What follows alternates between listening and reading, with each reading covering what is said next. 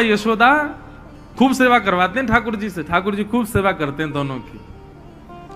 सेवा करके एक कथा प्रसंग ऐसा आता है कि यशोदा मैया की सेवा करते हैं लाल जी, और सेवा करके फिर ठाकुर जी नंद बाबा की सेवा करते हैं, फिर सोने जाते हैं यशोदा मैया के पास। मैया से लिपट के सोते हैं लाला रात में। नंद बाबा की बड़ी इच्छा होवे, बोले लाला मोते लिपट के ना सोवे। एक दिन ठाकुर जी बोले, एक दिन नंद बाबा बोले लाला तू आज मेरे पास सो जा। तो ठाकुर जी मना तो कर नहीं पाए, लेकिन रात्रि में जब सोए तो रात भर सो नहीं पाए। दिन में मैया तो बोले रात भर बाबा की दाढ़ी में इर्झो रहो मैं तो नींद ही नहीं आई। और बाबा की मैया हाथ पांव इतने ज्यादा निष्ठुर है, मैं तो रात भर मेरे दर्द है गो, तुमको को मक्खन लगा दे, मैं तो श्रम है गो रात भर। दूसरे दिन फिर मैया के पास सो गए। तो नंद बाबा को बड़ी पीड़ा होती है, लाला मेरे पास ना सोवे। तो ठाकुर जी ने मन में विचार किया कि कहा करूं बाबा को सुख कैसे मिलेगा, दोनों को सुख देना है, क्योंकि इन दोनों को सुख देवे ही तो मैं आया हूं। तो ठाकुर जी पता क्या करते हैं, रात्रि में सोते समय अपने वस्त्र उतार देते हैं और छोटे से गोपाल जी और नंद बाबा की इतनी बड़ी बड़ी बगलबंदी उनको पहन लेते हैं। उसको बोलते हैं गगदल। सर्दियों के जब श्रृंगार होते हैं ठाकुर जी को तो गगदल धराई जाती है, वो नंद बाबा की होती हैं। उसमें ठाकुर जी के हाथ भी लटक जाते हैं, नीचे तक ऐसी लटकी रहती हैं। तो रात में नंद बाबा के वस्त्रों को पहन करके ठाकुर जी सोते हैं, इस भाव से कि मैं बाबा के गले लग के सो रहा हूं। क्यों? बोले पास जाऊंगा तो दाढ़ी चुभेगी, बाबा के निष्ठुर हाथन तो मुंह को दर्द है जाएगा। तो वस्त्र नंद बाबा के पहनते हैं और लिपट के यशोदा मैया से सोते हैं, दोनों को सुख प्रदान करते हैं। क्योंकि बंधुओं यही उद्देश्य है, मातृ पितृ भक्त बने हम, तब ठाकुर जी हमको स्वीकार करेंगे। जो मातृ पितृ भक्त नहीं है ठाकुर जी उसको स्वीकार नहीं कर सकते। इसलिए आजकल के बालकों को आप उनको जबरदस्ती आप उनको गायत्री, मैं कई घरों में जाता हूं, बच्चे गायत्री मंत्र सुनाते हैं, गायत्री नहीं सिखानी चाहिए। अभी उनको याद कराओ लेकिन बुलवाना नहीं चाहिए।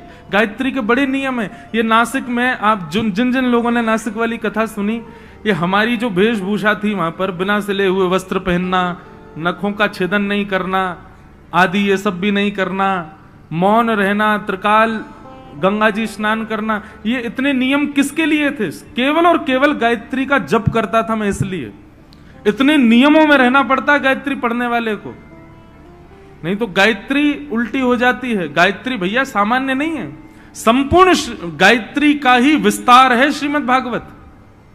उसको ऐसे ही बोल देते हैं हम लोग, नहीं बोलना चाहिए। बच्चों को आप स्तुतियां आदि ये सब बाद में याद करा देना, सबसे पहले उनको सेवा सिखाओ, अपनी सेवा सिखाओ। सबसे पहले सेवा आनी चाहिए। तो विश्वास भक्ति की पहली धारा, दूसरी संबंध, ठाकुर जी से कोई भी एक संबंध रखो, और तीसरा समर्पण। सूरदास जी महाराज कहते हैं साधन और नाहिया कली में, जासो होत निवेरा, सुर कहा कहे दुविध आधरा, सूर कहा कहे दुविध आधरा, बिना मोल को चेरो, भरोसो दृढ़ इन चरणन केरो। दुविध आधरो, सूरदास जी कहते हैं मेरी तो दोनों आंखें ही नहीं है। सूर कहां कहे दुविध आंधरो, बिना मोल को चेरो। केवल और केवल अपने गुरु के चरणों के प्रति मेरा इतना विश्वास कि मैं दो नेत्र होते ना होते हुए भी ठाकुर जी की लीला का दर्शन करता हूं। सूरदास जी महाराज ने जैसा दर्शन किया वैसा दर्शन हम नेत्र पाने के बाद भी नहीं कर सकते ठाकुर जी का। सूरदास जी का दर्शन देखा कभी? शोभित कर नवनीत लिए, घुटरुन चलत रेनु तन मंडित गो रोचन तिलक किए। सूरदास जी का दर्शन है ये। आज हरि देखे नंगम नंगा, मोतिन माल गले और साजे छवि के उठत तरंगा। आज हरि देखे नंगम नंगा, ये सूरदास जी का दर्शन है। बिना नेत्र के वो ऐसा दर्शन करते हैं ठाकुर जी का।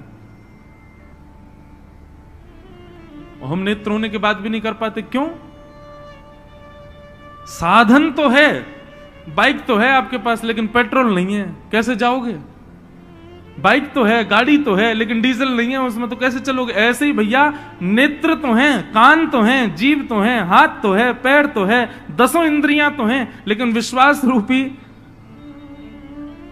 आज की अभी इस उदाहरण के रूप में कहूं तो डीजल नहीं है, विश्वास रूपी, संबंध रूपी और समर्पण रूपी।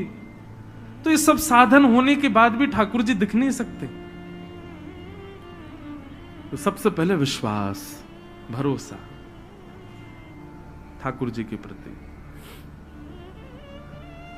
और भरोसा ऐसा भैया कि चाहे कितना भी बड़ा पहाड़ गिर जाए, आपका विश्वास नहीं डगमाना चाहिए। इसको कहते हैं अहैतुकी भक्ति। क्या कहते हैं? अहैतुकी भक्ति। चाहे जो हो जाए, आपकी भक्ति ना डगमगाए।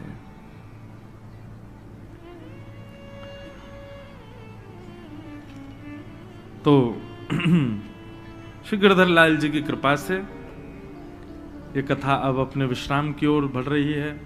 आज 6वां दिवस और कल कथा का विश्राम दिवस है। फिर 25 तारीख से 26 तारीख से बंबई के उल्लासनगर में कथा प्रारंभ है। कई लोग यहां मुंबई से भी आए। मैंने कहा इतनी दूर आए, हम तो वहीं आ रहे थे, लेकिन ऐसे ऐसे लाल जी के प्रेमी हैं, सब जगह से आ रहे हैं, तो परम सुख मिला।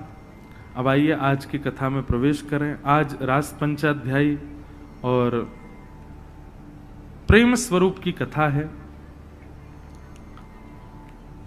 ठाकुर जी ने अपने बाम हस्त के 51 उंगली पर गोवर्धन पर्वत को धारण किया है।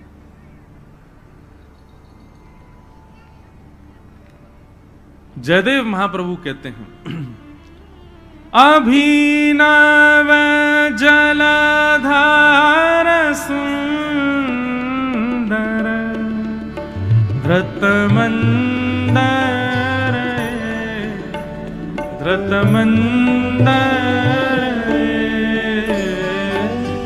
श्रीमुख चंद्र चकोर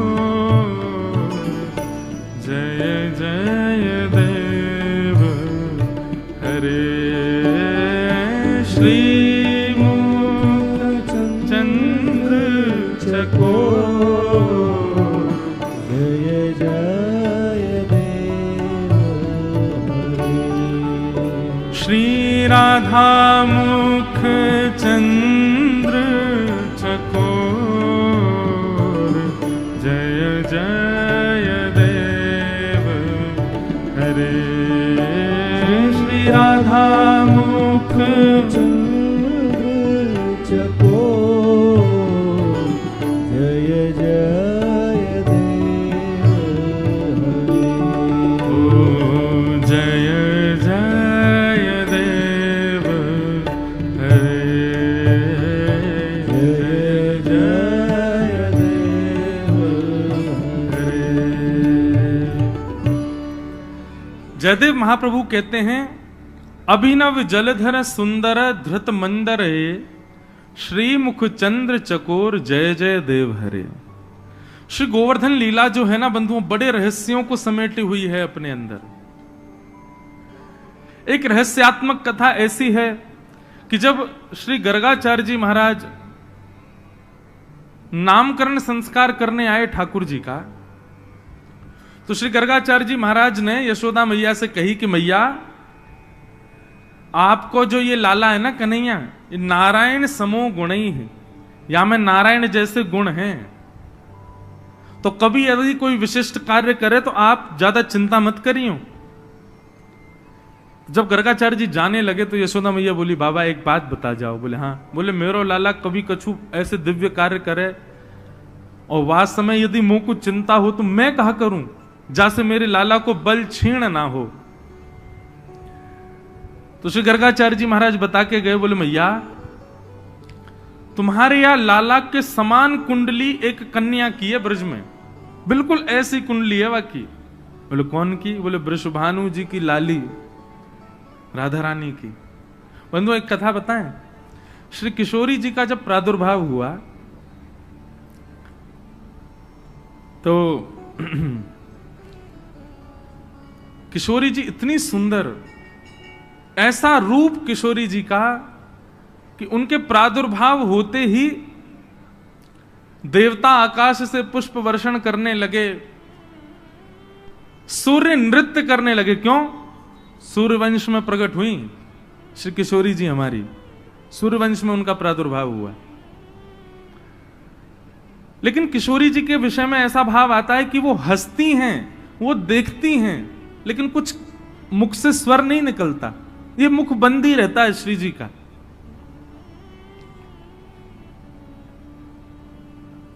ऐसा वर्णन आता है कि वो प्रसन्न होती हैं, हाथ पांव भी चलाती हैं, पर ना तो कुछ कहती हैं, मतलब ना तो स्वर निकलता, बालक या तो रोता है या कोई स्वर निकलता है, और ना ही वो अपने नेत्र खोलती हैं।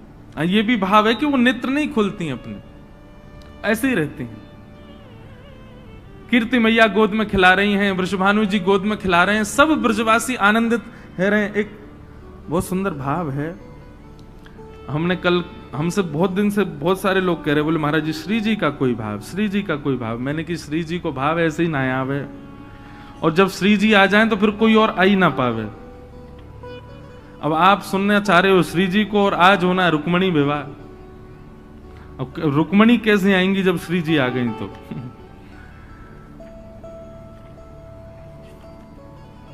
तो प्रगटी श्री राधा रूप अगाधा, सब सुख साधा नावे, मुनि प्रेम अगाधा मेटन वाधा, लख रही मोति लजावे।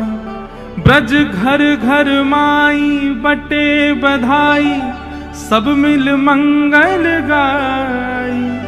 कीरत बड़ भागी अति सुख पागी, पुरजन करत बधाई।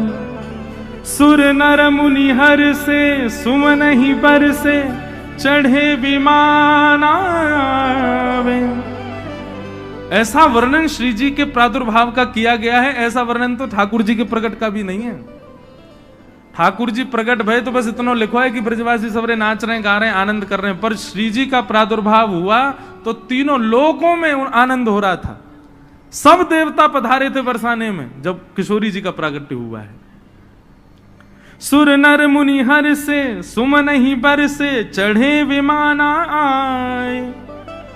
भय चित्र से ठाड़े लखि सुर बाड़े, बाजे विविध बजावे। वर्णन कर रहे हैं, बोले किशोरी जी के प्रादुर्भाव में जो बाजे बजाने वाले थे ना, उनके बाजे छीन छीन के देवता बजाने लगे श्री जी के प्रादुर्भाव में। नारद सनकादि शिव ब्रह्मादि, गुरुआदिक मुनि जेते।